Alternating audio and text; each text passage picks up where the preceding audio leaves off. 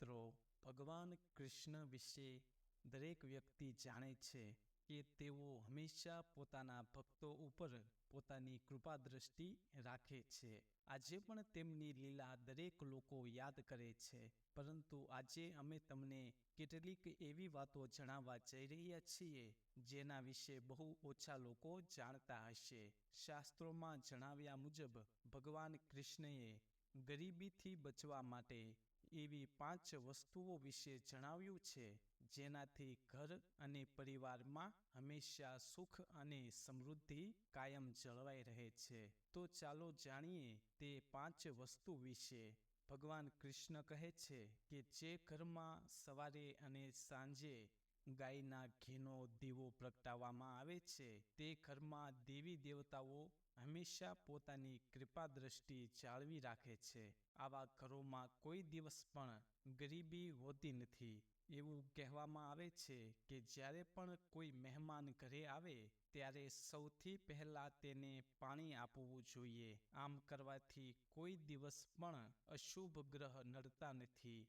મિત્રો, આપણા પુરાણોમાં મધને ખૂબ જ પવિત્ર માનવામાં આવ્યું છે, કારણ કે તે નકારાત્મક ઉર્જાને દૂર કરે છે અને ઘરમાં સકારાત્મક ઉર્જાનો સંચાર કરે છે. એટલા માટે ઘરમાં હંમેશા મધ રાખવું જોઈએ.